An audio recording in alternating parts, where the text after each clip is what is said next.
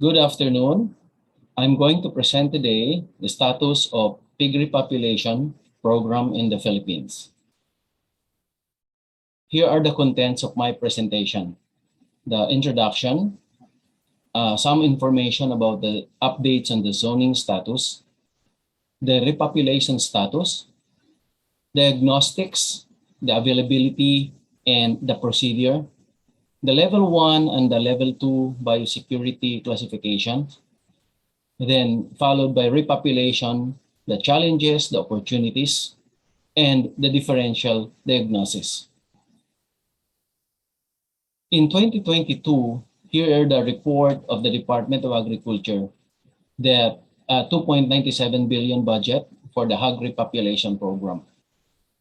Biosecure facilities worth 5.5 million are also being constructed for the hog raisers, and which includes, of course, the building, the fences, climate-controlled animal farm, the waste management facility, the basic farm equipment, feed and biologics support, and including the piglets.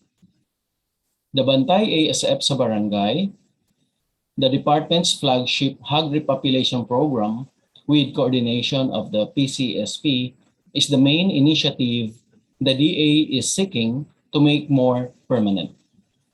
Its partner in hog repopulation are local government, the hog raisers, and the private sector. Currently, 42 provinces have agreed to implement the program as reported by DA, which involves the adoption of strict biosecurity measures. So this important program by the government includes all the implementation, that all the requirement for compliance in order for a farm or the group of farms or cooperatives to qualify for this program.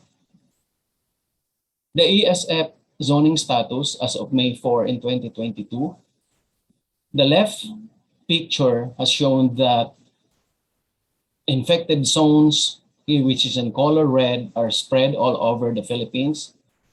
There is also the buffer zone or the pink zone that is also following closely to that of the red zone. The protected zone is there also, and the surveillance zones, and of course, the free zone. Here you will see on the right side the number of days with no reported cases. So for us, this is very important because while the area may be red, while the area may be pink, but it is important also for us to be updated on what happened to this area during the last 3 months, 6 months, and onwards. And this slide will show that this picture shows that the 0 to 90 days is color red. This means for the last 90 days that these are areas that may be red, but they never had experienced an outbreak or reported outbreak. So what is important is it is through the local government, the Diagnostic Laboratory, and the private sector coordination. So there must be a report, there must be a diagnostic test being done to confirm that there are outbreaks or no outbreaks in that area. And we are very happy to see a result that is in the 90 days, the red zones are become no infection. The blue zone here representing that there is a 90 to 180 days that these areas has never experienced outbreak or no reported outbreaks. The gray zone is even more than 180 days. So if we take a look at this map here, in Luzon alone, there are many regions or there are many provinces already is on the gray zone. So that means for the last 6 months or 180 days, they have not experienced or reported any outbreak of ASF. So this is very good. This is very positive for all of us because this is what we are looking forward to give us confidence by the time that we have to raise pigs or repopulation comes in, then this is a good sign that we are ready or farmers are ready to raise back the pigs. Here you will also find in the lower portion, even in Mindanao, there are also gray zones already that you can see it. So again, not only Mindanao, but also in Visayas, And there's a lot of gray or pink areas already here.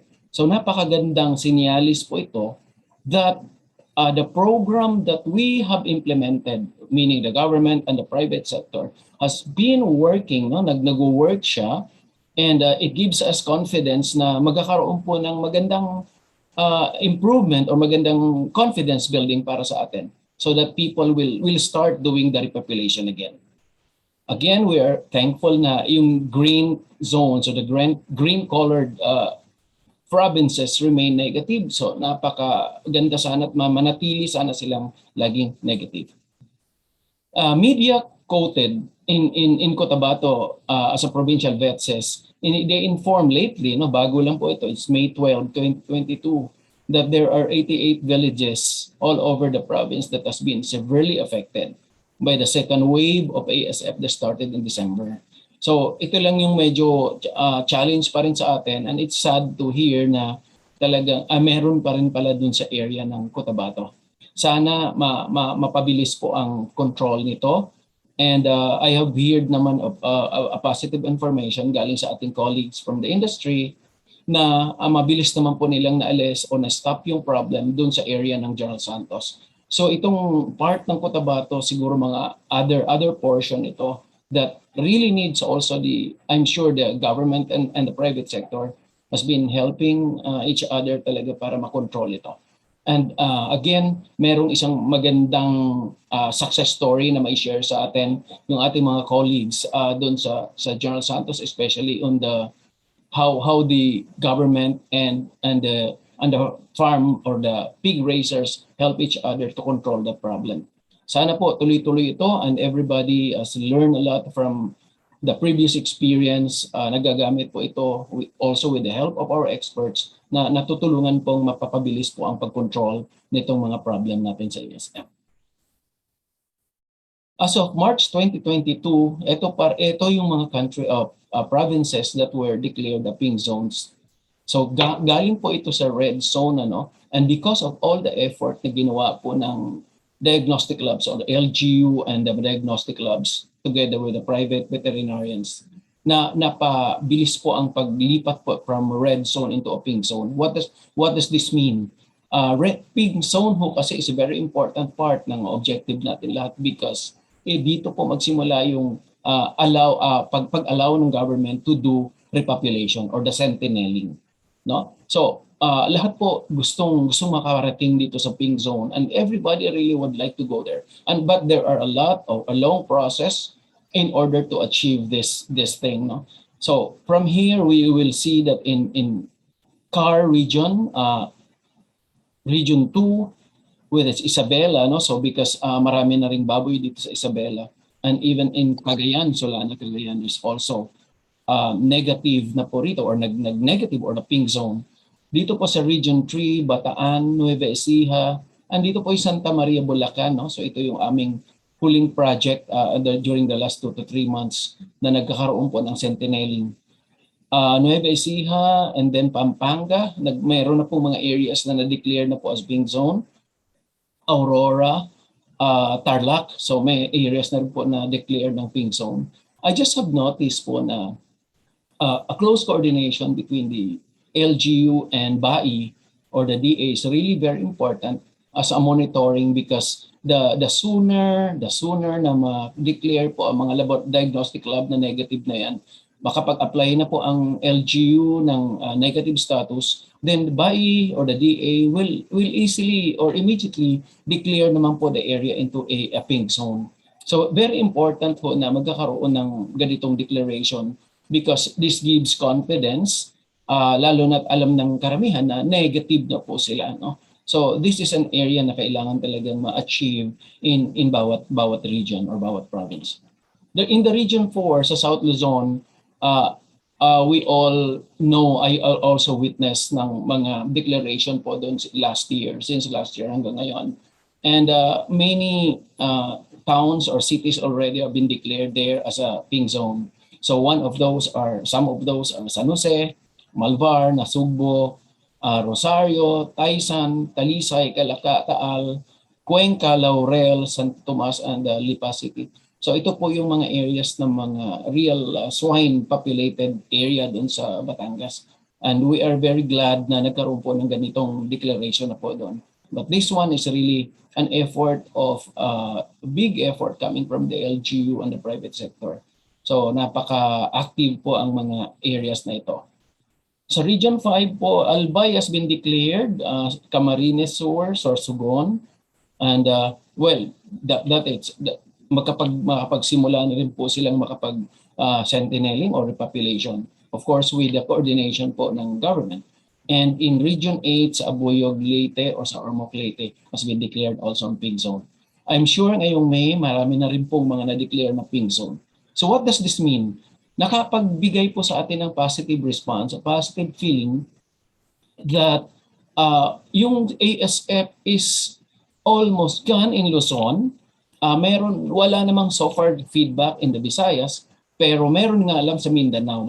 But again, with all the experience that we have, we are positive po na mapapabilis po ang control nito at makakapagsimula na rin ulit yung ating mga provinces there na which is affected. However, other provinces naman po sa Mindanao are safe, so they can always put on they can bring back the pigs there as soon as ma-declare po sila na pink zone. The provinces, as I mentioned before, na actively doing Repop are Batangas, Bulacan, Nueva Ecija, Pampanga, Tarlac, Bataan, and Isabela. Other areas, hindi ko po na-mention dito, maaring nag-repop na rin po sila. And ito lang po ang sa pagkakaalam kong mga doing this activity. Reaching the pink zone category, this is really everyone's dream na makapag-reach po nitong pink zone category. And again, this must be closely coordinated with LGU. So the Office of the Provincial Vet, the City Vet, or the Municipal Agricultural Officers are really the vital thing na kailangang nakakapag-coordinate tayo in order to achieve this goal. No? So pink zone, coming from red zone, going into the pink zone is really a close coordination. Together with the diagnostic laboratory, the swab test will be performed more often, at least twice. The PCR should be performed also in order to validate the results. So hindi po pwedeng pumunta sa pink zone na hindi po dumaan sa diagnostic testing because ito yung mga kasamang attachment ng LGU reports, the local vets, in order to apply for this pink zone category. The PCSP biosecurity level classification follows. Hindi po basta-bastang makapag-raise ulit ng baboy ang mga farms without passing through the biosecurity level classification. So I understand lahat po dito ay very much aware na po dito sa atin nationwide itong program na ito na kinakascade ng PCSP na headed by Dr. Max Montenegro. And I'm sure na na-appreciate po ito because this is really very vital para po sa success ng ating program. And get authorization certificate of ASF free status. So lahat po itong effort na ito mag-end up po talaga dun sa pink zone category. And when everything goes fine after a long period of time, then the pink zone will go yellow. And sana po yun ang ating mga objective that if we can reach this goal in the near future, malaki pong advantage para sa atin. Malaking balik buhay para sa ating agrikultura sa pag-aalaga po ng baboy. Diagnostic Tests. So ASF virus has been confirmed through detection of viral genome by the real-time PCR. So ito po yung with or without clinical signs, ito po yung very accurate gold standard na ginagamit po for early detection of the disease with or without the symptoms due to its superiority, very sensitivity, the specificity, and the robustness. So firmness po at consistency po ng results. The isothermal assays, convective PCR, we call that CPCR. So ito yung mga bagong field test po ngayon na ginagamit natin na we appreciate as a veterinarian, appreciate po namin ito because we were able to utilize this. The insulated isothermal or mas kilala nilang IIPCR na siyang ginagamit po sa mga diagnostic lab could be cheaper diagnostic alternative to PCR and useful in the field conditions. The serological test involving antibody detection, ngayon ang ELISA, alam ko meron na sa BAI, meron na rin po sa ibang private laboratories. This is relevant given that no vaccine is available yet against ASF. So even using the serology test, magkakaroon na po tayo ng idea whether there is still, the virus is still present. Pag yan ay tumaas, magkaroon ng antibody detection. Well, of course, because there's no vaccine. So in anytime na magkaroon ng detection ng antibody, that means there is a presence of the virus. So which means that the presence of positive reactors may indicate infection. So hindi lang po PCR, meron na rin pong ELISA test na nagiging available na ngayon. That can be an option then, especially dun sa mga areas na gusto talagang mag-determine whether they are having infection or wala. Diagnostic labs, there are 8 regional animal diagnostic laboratory, RADDL, particularly in regions 2, 3, 5, 7, 8, 9, 10, and 12, which are also capable of performing real-time PCR. So that's the good part in it, kasi marami na pong diagnostic labs ng government na spread all throughout the Philippines. So marami pong regions na available. At this is the reason why nagiging mabilis ang action ng bawat LGU is because meron na pong diagnostic labs, and we all know na sa ASF, we always need this diagnostic in order to confirm. Remember, ang ASF maraming kamukhang ibang sakit. So this is really important to have this diagnostics. The rest of our ADDLs use the CPCR or the IIPCR in a rapid detection of ASF. There are 7 private laboratories or the DA is approved. Sa pagkakaalam ko po, ang mga nagagamit kong private laboratory so far are Optifarm and Bioassets. Although marami pa pong ibang private companies, big farms na meron din itong kanya-kanyang approval to perform this ASF testing. The commercial PCR kits for ASF are also validated by BAI prior to its use. So marami na rin po ang BAI on the other hand na na-approve ng mga commercial kits. However, ito yung mga field test, no? So isa dito yung nagagamit ko din madalas na CPCR test. So the advantage is that kaming vets, bit-bit namin sila and we do immediate test po dun sa farm, especially those who are sentineling, and to make sure that the pigs are really negative, then maganda pong na dumadaan po sa PCR test. No, nababalidate po natin to. So CPCR is one of those kit that we are using, and we get the results as quick as 1 hour or 1.5 hours, and meron na kaming result nito. The government laboratories and location, here we have in Quezon City, the Baguio City, Pangasinan, Cagayan, Tarlac, Batangas, Occidental Mindoro, Albay. So marami na po dito sa areas and Luzon. And alam ko meron sa Cebu, meron sa Cagayan de Oro, and Davao, and General Santos. And maaari pang meron pa sa iba. So again, magandang pag-spread, no, na-establish ka agad ng ating government yung mga diagnostic labs na importante kasi napakaraming farmers around the country, especially backyard and also commercial, which are also spread now Luzon, Visayas, and Mindanao. The critical areas for swab testing. Madali po, naririnig na po ninyo yung tinatawag na swab test. Ano? But critical areas is that kailangan po talaga ang swab test because this is the first and foremost practice na pwede natin magawa to develop confidence na negative or positive pa yung farm. Para dito po magkaroon ng way in order to, ano pa yung iba natin pwedeng gawin, ano pa yung ibang missing na activity. Now, swab test, there are critical areas. Important is tubig. The water supply and the canal are the 1 and 2 very important part of the farm na kailangan po talagang makunan ng samples. Others are flooring, nipple drinker, pen wall. So even yung sasakyan, no? So here you will see the flooring, nipple drinker, yung pong mga walls, and even sa sasakyan na lagi po natin ginagamit before to transport healthy and non-healthy pigs, no, from the farm to outside or from the farm to the other building. So ito po yung magandang isuswab po natin. And even sa disposal tank po natin, maganda rin po kahit na nabakante na ito ng matagal, maganda pa rin po makuna natin ang sampling just to make sure na every place in the farm is already negative or still with positive. Otherwise, makakapag-act po tayo immediately what to do.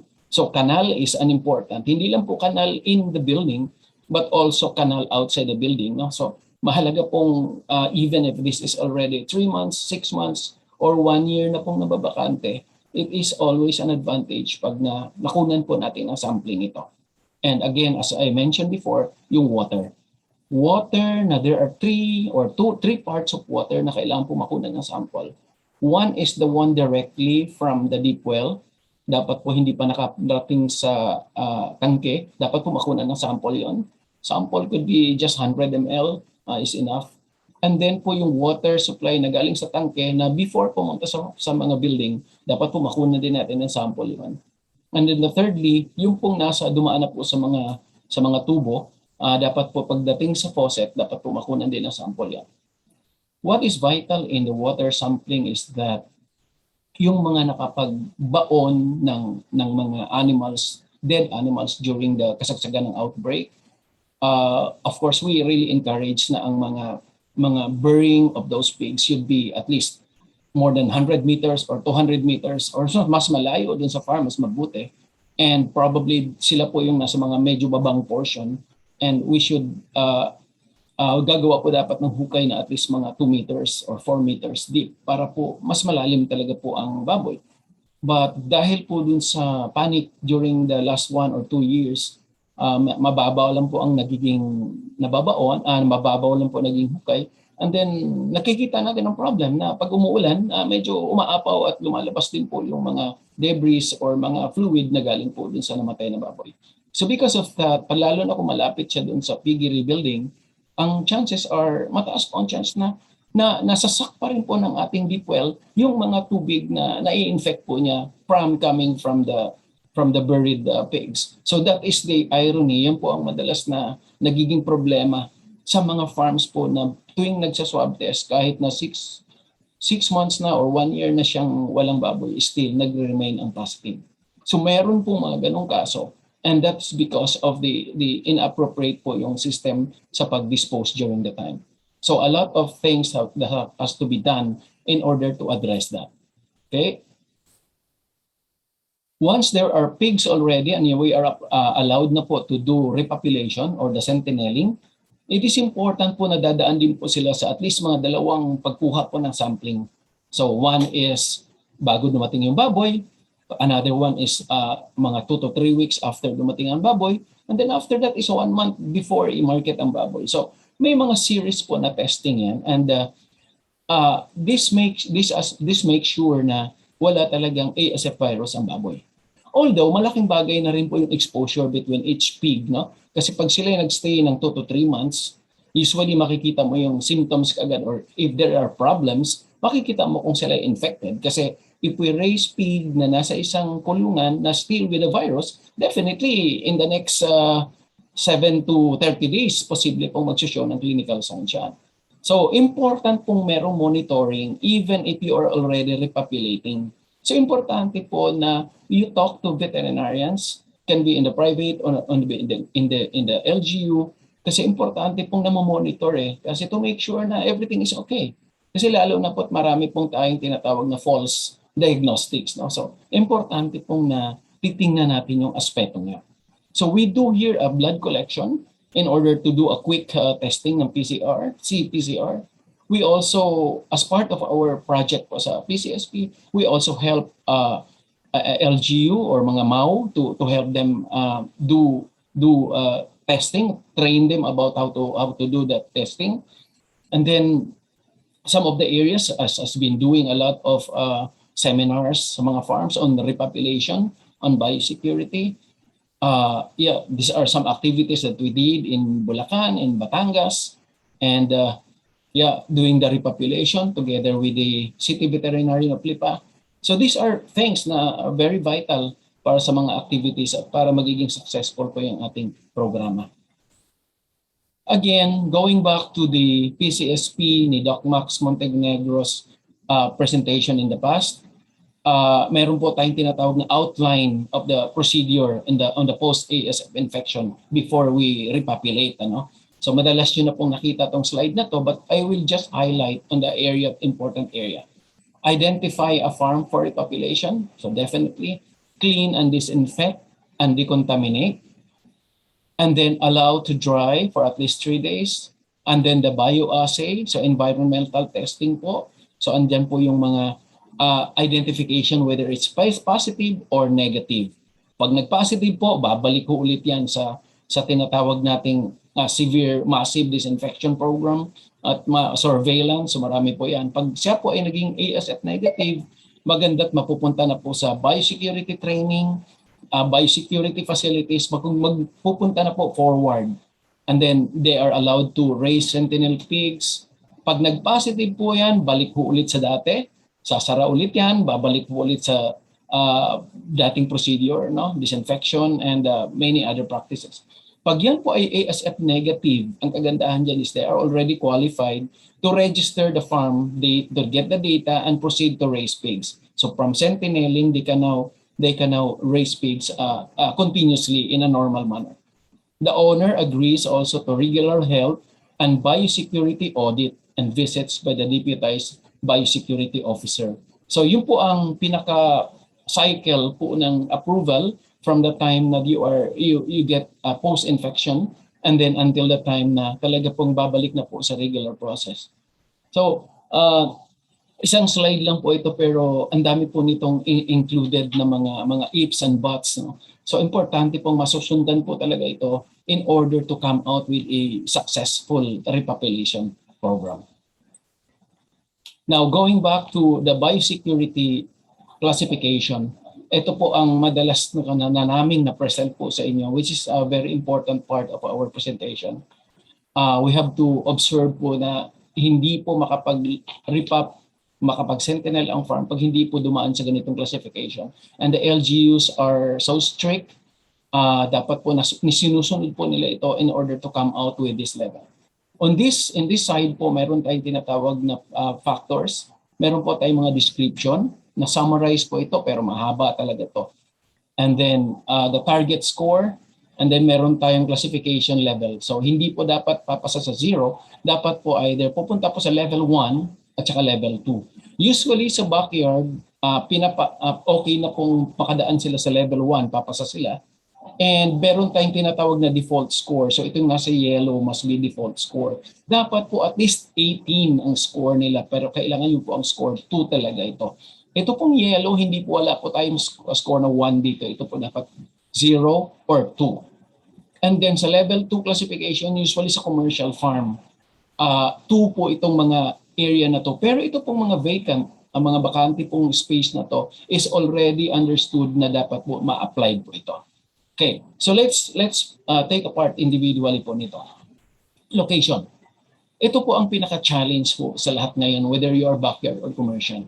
The distance from the nearest pig farm, you must be at least 500 meters away.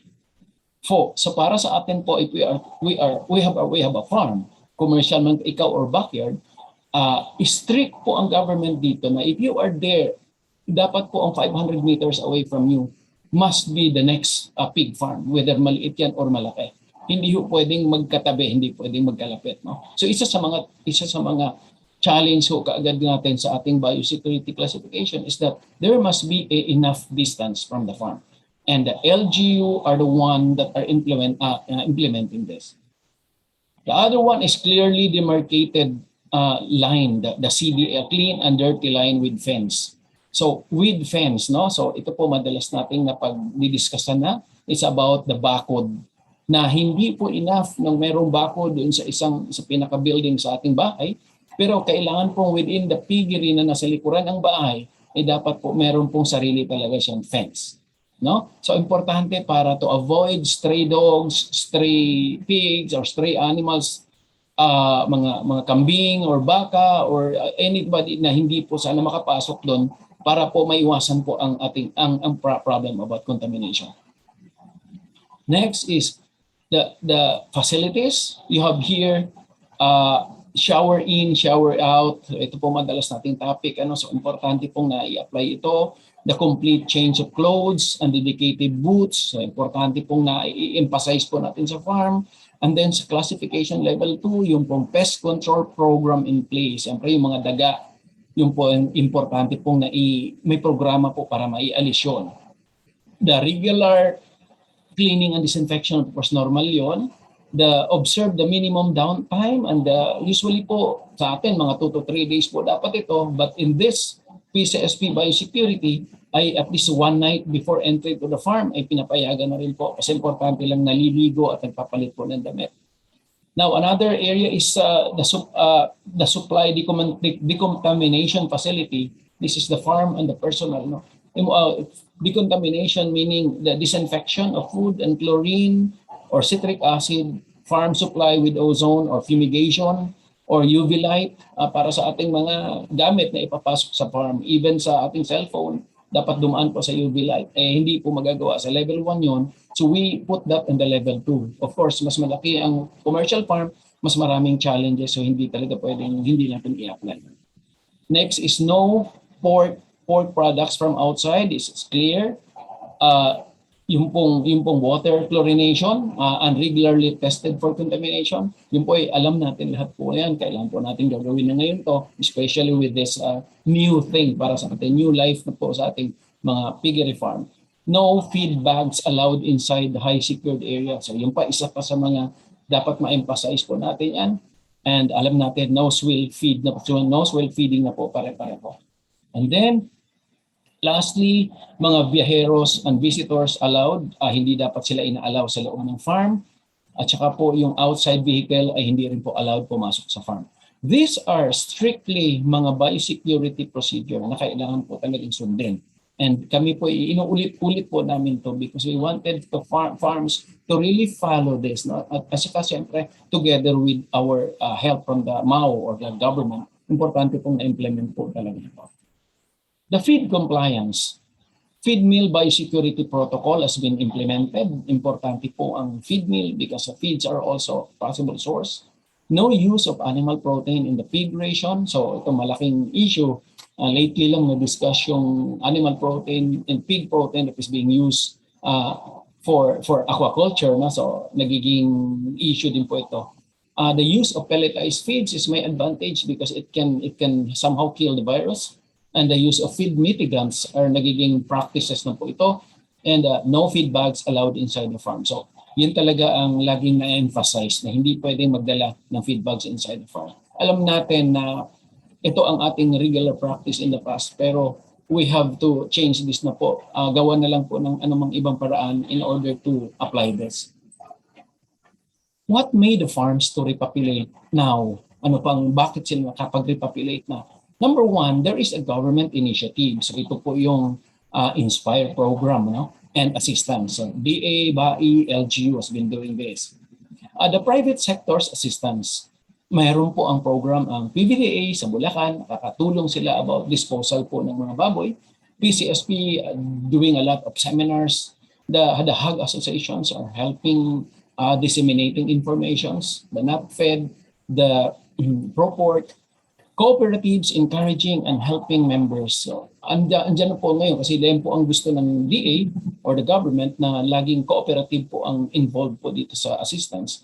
So, well, maganda ho yun. No? So, nagkaroon na po ng nucleus, magkaroon ng multiplier at saka isang grow-out farms. And there are shortage of supply of pork. So, importante po makulang talaga sa supply ng baboy and high price and return. No? So maganda po talagang mag-alaga ng baboy sa panahon ngayon. Some critical decisions for repopulation. The building renovation must pass either the biosecurity level 1 and 2.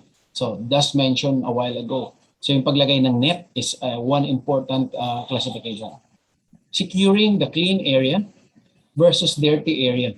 So again, in the farm, meron dapat na identification. Bathroom, disinfection facility.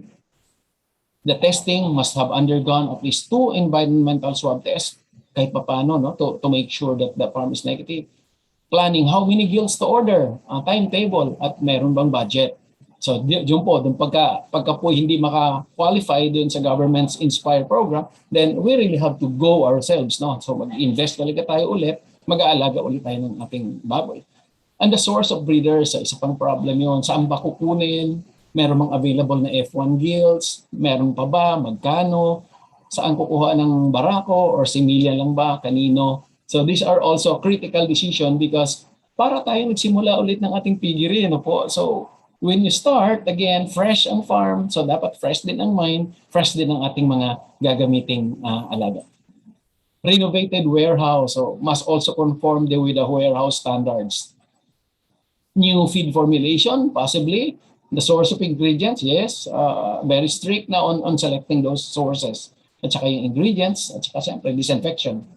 And biosecurity training of all personnel, kahit po gwardiya, at saka yung ating mga other farm staff, dapat po dumaan po sa biosecurity training. Hindi lang po yung mga tao dun sa loob ng farm. No? So overall program, para kang nag-start talaga ng isang babuyan. The new sets or retraining of caretakers. Kung meron pa pong naiwang mga caretakers at kung may bago kang i-invite ng mga caretakers, i-hire, then that is where training comes.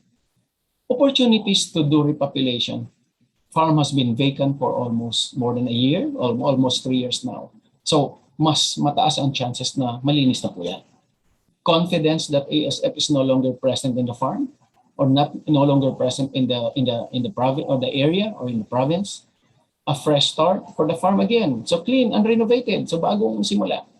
Much healthier pigs due to less density. So kokonte. So of course po, no, centennialing po ito. Hindi pa naman to overcrowding. So less density, less ammonia, less disease challenge, resulting to a faster growth with less mortality. Mabilis po lumaki ang mga alagang baboy po ngayon. Maganda po ang FCR, less ang disease challenge. And continued demand of pork. Nandyan parati and the high price of fatteners. So, yeah, you do repopulation now. This is already high time para po magbabalik na ulit tayo sa pag-alaga. There are still challenges. What are they? Fear of having the virus still in the farm. So, nandiyan pa ba yun? Hindi na po, basta dumaan na tayo sa swab test, malaking bagay po yung nakapaggawa na tayo ng ating biosecurity measures, malaking bagay, confidence na po yun. The high cost of renovation, yeah, pero yan na, unti-unti lang po talaga that it has to pass through the biosecurity level 2 para sa atin po dito sa mga commercial farm.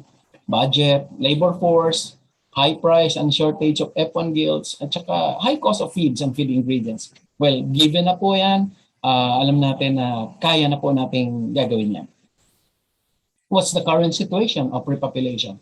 Meron pong dalawa akong scenario. Ang unang scenario is that nursery pigs ang inalagaan become fattener and then sold the male. And then the female fatteners became replacement gilts. And then ang replacement gilts become pregnant and then napapanganak po natin. Scenario 2 is that we buy pure lines and then produce the F1 by ourselves. Then or otherwise we buy F1 and then produce our market pigs. And or other one is we buy female market pigs galing sa labas and then we make as a replacement gilts. So ganun naman po ang mga nangyayari, no, sa situation natin sa repopulation. Maraming ibang options as long as meron kang opportunity to buy that. Sige po, ialagaan natin yan. So far, what were the results? Majority naman ho, if not all, based po yun sa aking mga nakakausap at nagbibigay po ng information sa akin. We're successful, no? Nakwento nga lang dati, in the last 2 years, may nag-repop sa North na meron daw isa sa benting nag-aalaga, nagkaroon ng problem. Pero yun na nga, was it ASF or it has to be confirmed. Pero majority po nagiging successful. Batangas came out as success. TWG Batangas, meron kaming technical working group sa Batangas na there was also a time na nagkaroon ng outbreak na ibalik sa red zone, pero doing massive biosecurity campaign na ibabalik po ulit dun sa tinatawag na pink zone. So maganda, nakapag-alaga sila. Santa Maria, during the last, I think this year or December starting, nag-repop program hanggang sa Norsagaray. So far, succeeded, nakapagbenta na, nakakagawa na ng inahin si Dr. Garcia. Sa commercial farms sa South Luzon, feedback, lahat po nakapagpanganak na, nakakapagbenta na po ng fatteners at nakaka-repeat na po ulit ng another cycle. The commercial farm in North Luzon, Ganun din po, nakapanganak na, nakapagbenta ng paterners, nakapag-rotate na po ulit. So these are some or few of those farms na doing already the repopulation. Basta observe lang po parati ang biosecurity measures. Yun po pa importante na masusunod lang po talaga natin yun. Huwag po tayong bumitaw dun sa biosecurity measures and coordination po with the government. Just to remind everyone po na not all disease symptoms are ASF. Ang nangyari po kasi sa atin, nasanay na po ngayon na tuwing may symptoms na namumula tayo, nagtatamping, ASF na po kaagad. Hindi naman po abnormal na feeling yun. Ano? That's also a feeling that we have experienced the severe thing in our life na nagkakaroon po sa farm talaga ng ganong ASF. Masamang panaginip po talaga yung ASF na yon. But again, we are here to help you identify din po kung ito ba ay ASF or hindi. Remember na meron pong enteric diseases talagang common, whether konting population, talagang nandyan po si E. coli, si Salmonella, yung mga management lapses, no? mga problema po sa pag-aalaga, sa pagpapakain, sa pagpaligo, sometimes nakakos talaga po ng diarrhea din yung mga yan.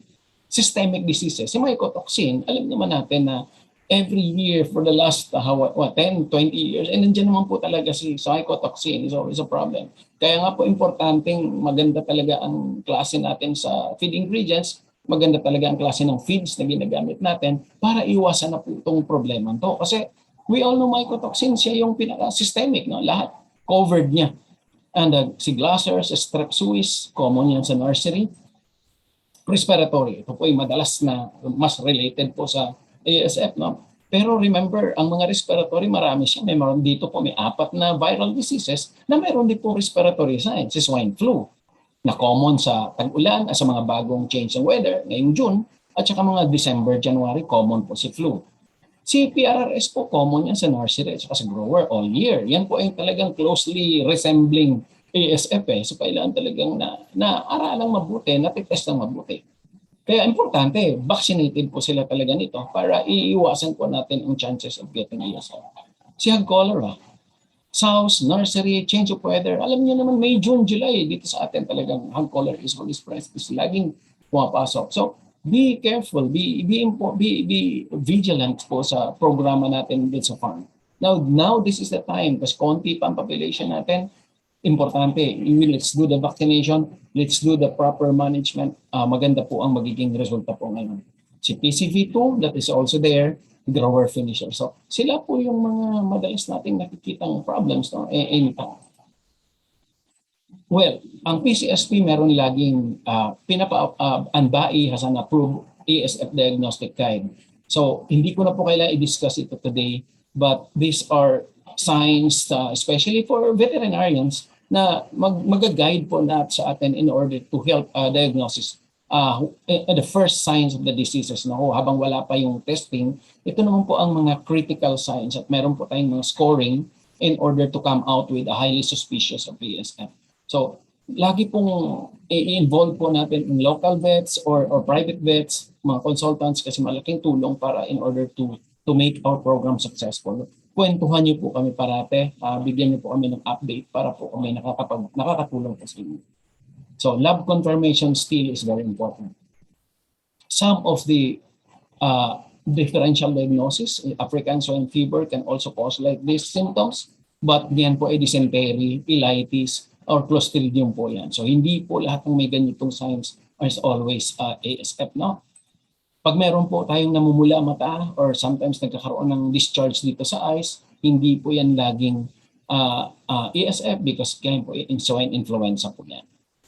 Pag meron po tayong mga signs about redness sa abdomen or even sa ears, remember hindi po lahat yan ASF. Yan po ay can be PRRS, can be hog cholera, can be salmonella, can be erysipelas. So marami pong iba. So importante na diagnose po talaga yan. And some kidney petechial hemorrhages and lymph nodes hemorrhages, hindi rin po ASF at all times yan because it is also hog cholera. Now, some parts of the stomach na meron pong mga tinatawag na gastritis, can be also a poisoning or an aflatoxin-like disease din po yan. And yung po mga symptoms po sa, again, katulad ng mga hematomas or mga hyperemias or mga signs po sa paa at saka sa tenga, there are also kind of a PRRS or glossaries. So that can also be diagnosis like that. Pagka po merong mga nagtutubig sa heart or something like in the abdominal fluid, hindi po yan ASF, but can be a streptococcus-like problem. So some may say it's also an African swine fever. So here are some of the typical vaccination program as I mentioned before. Importante pong lagi po natin inaalagaan po sa bakuna, lalo na dun sa mga applicable vaccinations and vaccines dun sa area po ninyo. Again, sa GILTS, marami-rami ho talagang dadaan ng program. Meron pong 1 shot lang, meron din pong 2 shots. Sa mild pregnancy, meron pong PRS. Sa end of the pregnancy, before they farrow, yan po yung mga series of mga from 7 weeks before until 3 weeks before farrow. They have to undergo a vaccination program din. But depende po sa nagiging problem at maging incidence po din sa ating farm. So hindi po naman necessary na lahat ito i-apply natin, but based on veterinarian's discretion kung ano po ang mas importanteng gagamiting vaccines. During lactation, yun po yung mga vaccine na ginagamit. And some preferred mass vaccination. So meron po tayong vaccination sa breeders against different viruses and bacteria. And sa boars, and sa piglet vaccination. So again, nandito po sila lahat and we are here to offer you our services, mga veterinarians, that can help you in your programming. So yan po ang mga importante. The good thing po in addition to my presentation is that there is a private and a government partnership, the ongoing projects. So right now, I am actively working po sa ASF Bantay sa Barangay in coordination with the PCSP and BAI. We are helping in our seminar campaign. We are also having an ASF epidemiology study now in coordination with my group sa Philippine Swine Foundation at saka ITCPH. So umiikot din po kami niyan in order to have that program. And then the ASF compartmentalization project sa PCSP at saka Batangas Sport Council. So marami pong programa po na tuloy-tuloy in cooperation with the government. Lahat po ito geared towards helping our farmers po improving their swine raising. So yun po yung mga programang ongoing po para sa atin. So again, thank you so much po sa inyong pakikinig. Thank you for listening. Ladies and gentlemen, thank you for being here today. Thank you.